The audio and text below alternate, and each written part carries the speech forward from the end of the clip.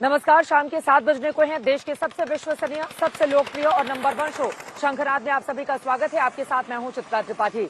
इस वक्त उत्तर प्रदेश के देवबंद में मेरी मौजूदगी है, जहां पर 14 फरवरी को दूसरे दौर में जब यूपी में होगा मतदान, तो यहां पर भी पड़ेंगे वोट। लेकिन इन सब के बीच शंखनाद की शुरुआत उस बड़ी खबर के साथ हम करने जा रहे हैं, जिस पर आगे आने वाले वक्त में जो रण है और ज्यादा भीषण होने वाला है। इलाहाबाद हाईकोर्ट के लखनऊ खंडपीठ की ओर से आज फैसला दिया गया। गृह राज्य मंत्री अजय मिश्रा टेनी के बेटे आशीष मिश्रा को जमानत दे दी गई है। लेकिन इस मुद्दे को लेकर प्रियंका गांधी वाड्रा समेत शायरी के अंदाज में अखिलेश यादव तक बीजेपी पर सवाल खड़े कर रहे हैं और माना यही जा रहा है कि जैसे जैसे वक्त गुजरेगा वैसे वैसे इस पर बवाल और ज्यादा उत्तर प्रदेश में बढ़ता चला जाएगा। ये रिपोर्ट देखिए।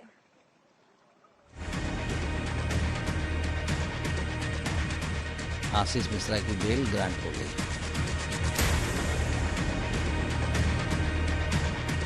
आज आदेश मिला है और उनको जमानत पर रिहा किया जाने का आदेश।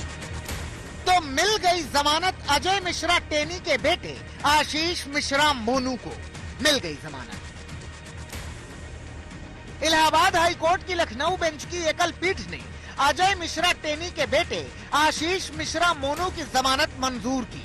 कहा, जाओ बॉन्ड भरो और जेल की जंग लगी दीवारों से निकलकर खुले आसमान के नीचे प्रवास करो, तुम्हारी दुआ कबूल हुई। जमानत जमानत जमानत। 192 इंडिपेंडेंट पर्सन्स जो कि दंगल में मौजूद थे, उन लोगों ने इस बात का एफिडेविट दिया कि at that point of time कि from morning to evening he was present in dangal ceremony. हम ये कह रहे हैं कि गन्ने के खेत थे, तो जो नक्शा नजरी एसआईटी ने या पुलिस ने फाइल किया, इन्वेस्टिगेटिंग एजेंसी ने फाइल किया, उसमें वहां पे गन्ना खेत है ही नहीं उनकी रिपोर्ट में। तो कहाँ गन्ना खेत में भाग गए? आशीष मिश्रा वहां मौजूद थे? नहीं थे, वहां मौजूद ही नहीं थे। ये तो हमारा case from the very beginning है। एफआईआर में जो लिखा है, एफआईआर में उन्होंने ये कहा कि आशीष मिश्रा ने फायर आर्म वेपन यूज किया। तो जो फायर आर्म वेपन यूज किया गया, तो अगर ये मान भी लिया जाए तो जो 8 लोग मरे, उसमें फायर आर्म वेपन की कोई चोट किसी 8 लोगों में से किसी को नहीं है। वकील ने दलील दी, दलील पर जज साहब ने दरिया दिली दिखाई और टेनी के लिए दमादम मस्त कलंदर। बेटे का पहला नंबर, मिल गई जमानत। माननीय उच्च न्यायालय खंडपीठ लखनऊ के समक्ष आशीष मिश्रा मोनू की जमानत का आदेश सुरक्षित था, बहस उसमें हो चुकी थी। आज आदेश मिला है और उनको जमानत पर रिहा किया जाने का आदेश हो गया है। कब तक पेपर सबमिट हो सकते हैं? अब आदेश मिलने के बाद, अभी आदेश मुझे प्राप्त नहीं हुआ है, मुझे सूचना मात्र आई है लखनऊ से कि उनकी जमानत माननीय उच्च न्यायालय खंडपीठ लखनऊ द्वारा स्वीकार कर ली गई है और वो आदेश मिलेगा, शाम तक आदेश मिलेगा तो कल दाखिल करेंगे। जेल से बाहर जमानत दाखिल करने के बाद बेल बॉन्ड स्वीकृत हो जाए, वेरिफिकेशन हो जाए, उसके बाद छूट जाएंगे 1-2 दिन में।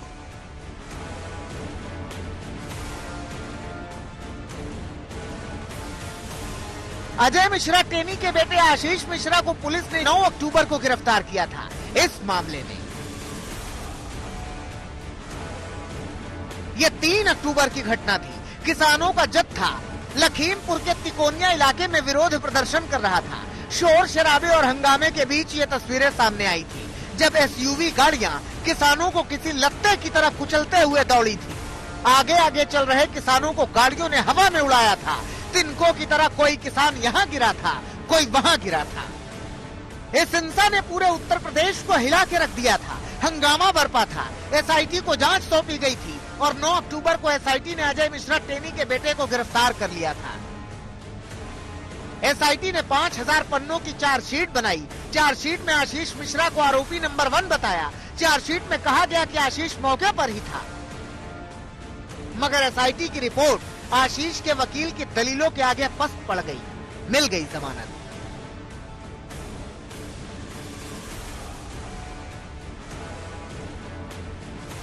अब जब जमानत मिली तो उत्तर प्रदेश की राजनीति में एक बार फिर से खलबली मच गई।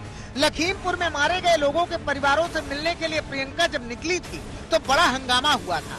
आज जब आशीष मिश्रा को जमानत मिली तो प्रियंका भड़क उठी। इनके मंत्री के पुत्र ने 6 किसानों को कुचला, क्या उसने अपना इस्तीफा दिया? आज उस लड़के को जमानत मिली है। थोड़े ही दिनों में खुल के घूमेगा फिर से। जिसने आपको कुचल डाला, इस सरकार ने किसको बचाया?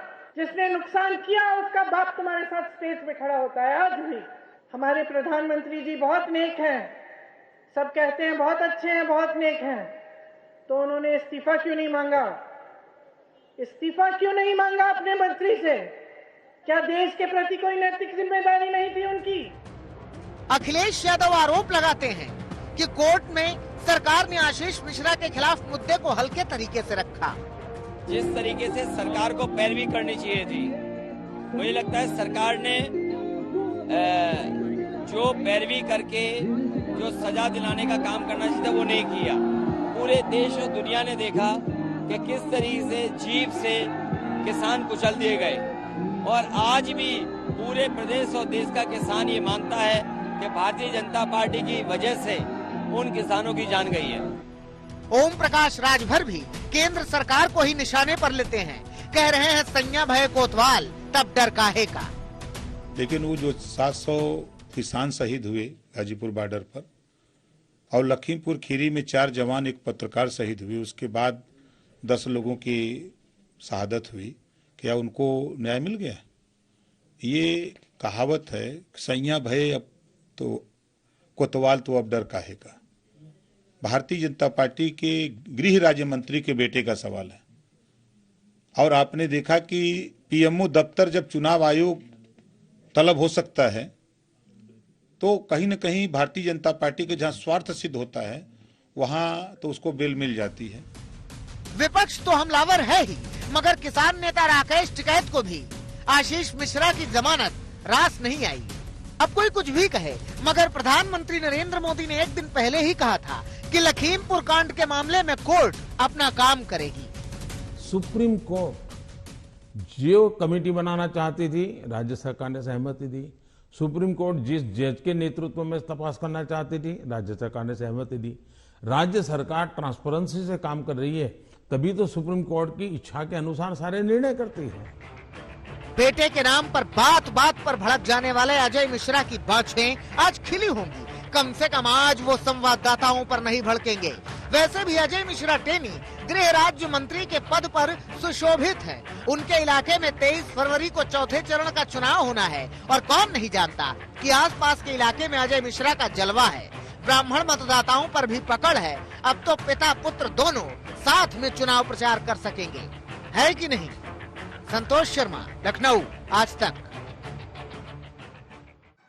पहले चरण के रण का वहीं समापन हुआ। 58 सीटों पर जबरदस्त तरीके से वोट पड़े, तो वहीं दूसरे चरण के रण को लेकर जोरदार, भीषण और युद्ध की तैयारी की है। जी हां, उत्तर प्रदेश में एक तरफ जेपी नड्डा अपनी पूरी ताकत लगाए हुए हैं, दूसरी तरफ उत्तर प्रदेश के मुख्यमंत्री योगी आदित्यनाथ रैली करके जनता को लुभाने की कोशिश कर रहे हैं। तो वहीं विरोधी दलों में अखिलेश यादव जम पर सरकार पर प्रहार करते हुए, तो वहीं प्रियंका गांधी वाड्रा ने भी बहुत सारे मुद्दों पर सरकार को घेरने की कोशिश की है। बेहद दिलचस्प होगा 14 फरवरी को पड़ने वाला ये चुनाव। देखना दिलचस्प रहेगा कि दूसरे फेज में जनता का प्यार किस पार्टी के पक्ष में जाता है। बोलो भारत।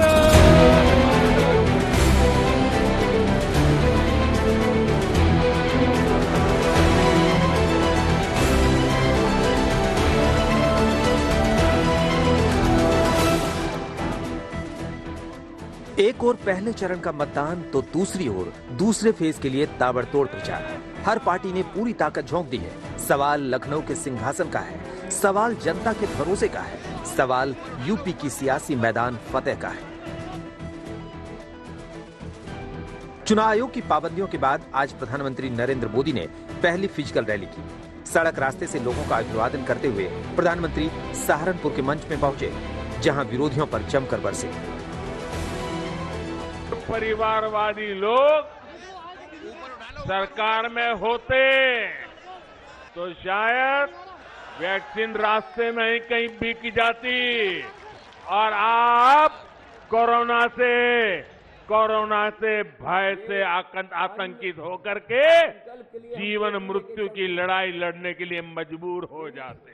कुछ गौर परिवारवादी लोग, एक पूरी पार्टी परिवारवादी जनता से लगातार खोखले वायदे किए जा रहे हैं,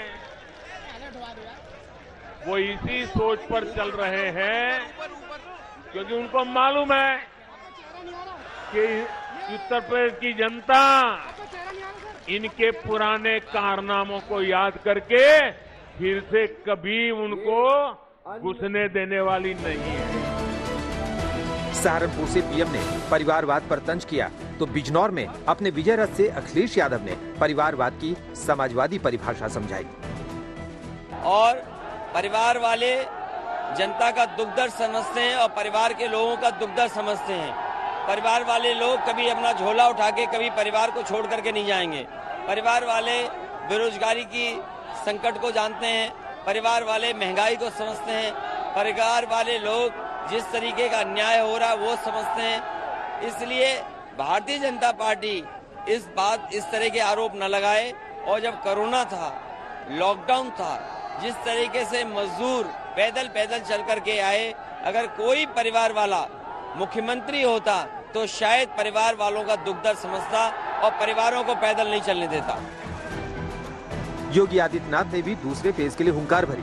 बिजनौर से लेकर संभल तक योगी ने ताबड़तोड़ प्रचार किया और अखिलेश पर जमकर वार किया।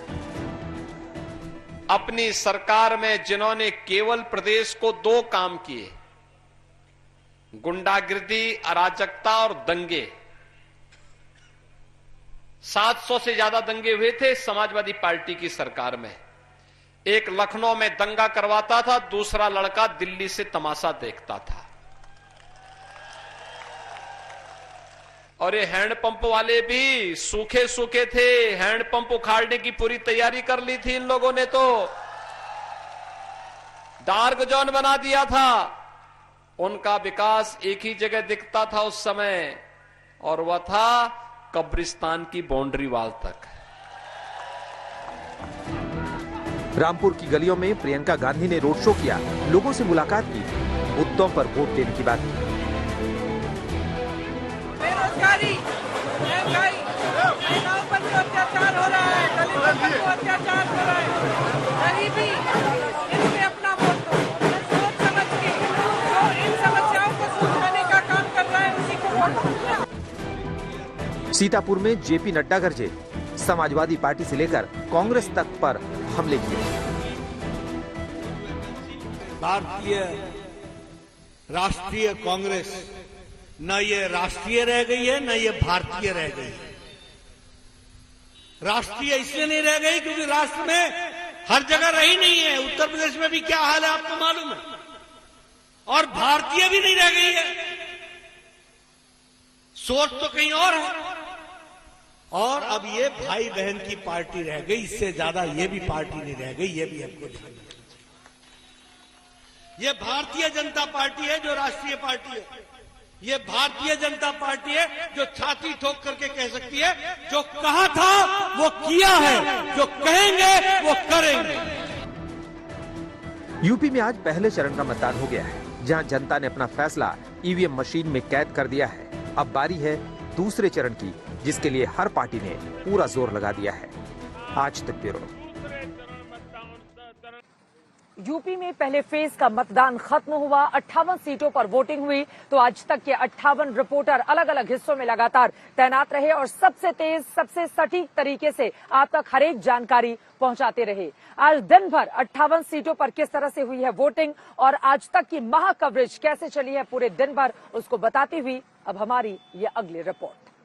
नमस्कार, आप देख रहे हैं आज तक। आपके साथ मैं हूं अंजना ओम कश्यप। आपके साथ मैं हूं चित्रा त्रिपाठी। मुजफ्फरनगर में हूं आपके साथ अर्पिता आर्य और आप देख रहे हैं आज तक। और आज तक की टीम और मैं पहुंच चुके हैं इस पावन नगरी वृंदावन में। नमस्कार, मैं हूं श्वेता झा और आप देख रहे हैं आज तक। आप देख रहे हैं आज तक। आपके साथ मैं हूं सईद अंसारी, सीधे मेरठ से। जब ग्राउंड जीरो बना आज तक का स्टूडियो। अब इस स्पेशल एपिसोड में अब लगातार कवरेज आप देखेंगे। नोएडा, मथुरा, चाहे गाजियाबाद, कैराना, मुजफ्फरनगर, अलग अलग हिस्सों से हमारे तमाम संवाददाता जुड़ेंगे। ग्राउंड पर हमारे तमाम सहयोगी मौजूद है जिनसे हम पल पल की स्थिति देख रहे हैं। उत्तर प्रदेश का महासमर, महाचुनाव शुरू हो चुका है। पश्चिमी उत्तर प्रदेश में पहले चरण का ये मतदान जो कि 58 सीटों पर हो रहा है, 111 जिलों में वोटिंग हो रही है और जबरदस्त वोटिंग सुबह से यहाँ पर हो रही है। यूपी की 58 सीटों पर डटे 58 संवाददाता। अर्पिता आर्या मेरी सहयोगी हमारे साथ जुड़ रही है इस समय मथुरा से, मुजफ्फरनगर से मौसमी सिंह हमारे साथ जुड़ रही हैं, राम किंकर सिंह गाजियाबाद से जुड़ रहे हैं, कुमार अभिषेक कैराना से हमारे साथ है। सियासी दंगल से जाना जनता का मिजाज। बहुत मुद्दा कानून व्यवस्था से, जो व्यापारियों का रोजगार था पहले की अपेक्षा बहुत अच्छा चलने लगा, अब उन्हें कोई भय नहीं है। आपके ज़हन में क्या होता है? अगर गर्ल्स को ज्यादा एजुकेशन मिले और वैसे भी अब तो ये होगी लैपटॉप, एक्टिवा वगैरह, तो हमारे लिए ये अच्छा होगा। क्या कहती है अलीगढ़ की आवाज? ये जो चुनाव है इसका मुद्दा क्या है? आप युवा हैं, आप लोगों के लिए क्या मुद्दा है? सबसे इम्पोर्टेंट है डेवलपमेंट, जॉब्स, और पिछले 5 सालों में हमने ये देखा है और यूपी को डेफिनेटली बदलते हुए देखा है। क्या है किसानों के मन की बात? क्या है मुद्दा आज ज़हन में? मुद्दा कहाँ है? ये तो वोट देखा रहे, मुद्दे थोड़ा आज तो वोट डालेंगे, दिमाग में तो मुद्दा। हाँ, दिमाग में मुद्दे हैं। राजनीति पूरी करते हैं, लेकिन कहते हैं राजनीति से देखो, राजनीति से दूर है। अगर वोट डालनी भी देश में राजनीति है तो देखिए, ये तो सबको करने का अधिकार है। ध्रुवीकरण बनाम तुष्टीकरण में है कितना दम? जी हाँ, मुद्दा गन्ना है, गन्ना किसान है, गन्ना का मूल्य है। कैराना से इस बार किसका होगा पलायन? मुद्दे क्या हैं? किस आधार पर आपने वोट डाला?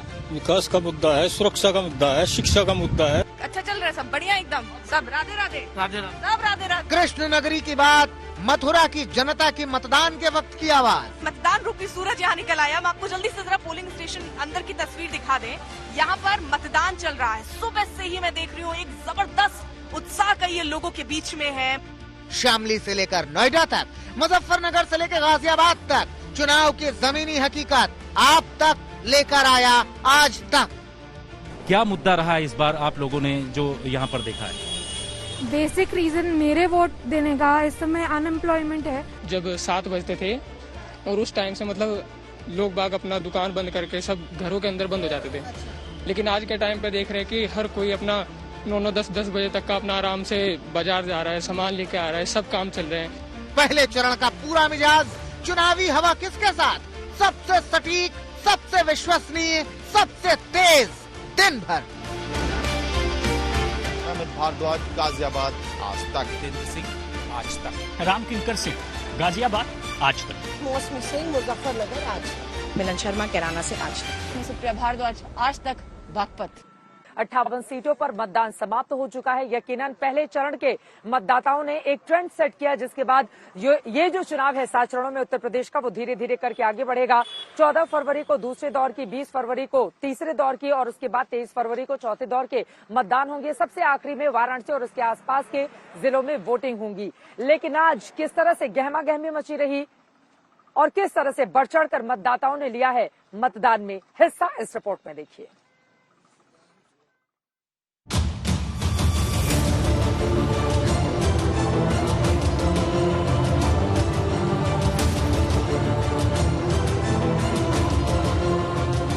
ग्यारह जिले, 58 विधानसभा सीट, पहले दौर का मतदान।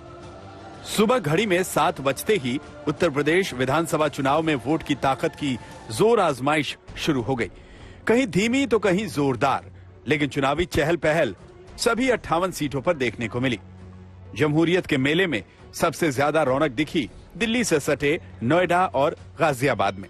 दोनों जगहों पर 7 बजे से ही पोलिंग बूथ पर मतदान के लिए लोग कतार में दिखे। लोकतंत्र की इसी ऊर्जा को रफ्तार देने के लिए प्रधानमंत्री मोदी ने सुबह सुबह सोशल मीडिया के जरिए अपील जारी की। उत्तर प्रदेश विधानसभा चुनाव में आज पहले चरण की वोटिंग है। सभी मतदाताओं से आग्रह है कि वो कोविड नियमों का पालन करते हुए लोकतंत्र के इस पावन पर्व में बढ़ चढ़कर हिस्सा लें। याद रखना है, पहले मतदान फिर जलपान। पहले दौर का चुनाव पश्चिमी उत्तर प्रदेश में है। यहाँ मौसम की आंख मिचौली भी चल रही है। मेरठ, मुजफ्फरनगर समेत कई जगहों पर सुबह के वक्त घना कोहरा छाया रहा, लेकिन चुनावी जोश ऐसा है कि बुजुर्ग मतदाता भी सुबह सुबह कंबल ओढ़कर बूथों पर तैनात हो गए। ठंड बहुत ज्यादा है, कोहरा अभी तक है, हल्की बूंदाबांदी हुई है, लेकिन उसके बावजूद मतदाताओं का जो जोश है वो बिल्कुल कम नहीं हो रहा। ये देखिए, बुजुर्ग यहाँ पर जो हैं वो हमारे साथ हैं। एक ये बुजुर्ग महिला हैं, आप बुजुर्ग महिला हैं। इन लोगों को दिखाएं। देखिए कितने बुजुर्ग लोग हैं यहाँ पर जो सब वोट देने आए हैं। यूपी के नक्शे में उन 11 जिलों को देखिए जहां आज पहले दौर की 58 सीटों पर वोटिंग हुई। ये जिले हैं आगरा, मथुरा, अलीगढ़, बागपत, बुलंदशहर, हापुड़, मेरठ, मुजफ्फरनगर, शामली, गाजियाबाद और गौतम बुद्ध नगर। इन 58 सीटों पर 2017 के विधानसभा चुनाव की बात करें तो यहां पिछली बार बीजेपी का पूरी तरह दबदबा रहा। बीजेपी के खाते में 53 सीटें रहीं, समाजवादी पार्टी के खाते में 2, आरएलडी के खाते में 1, बीएसपी के खाते में 2 सीटें रहीं, जबकि कांग्रेस का खाता ही नहीं खुल पाया था। लेकिन इस बार समीकरण बदले हुए हैं। पश्चिमी उत्तर प्रदेश का यही इलाका किसान आंदोलन का गढ़ रहा है।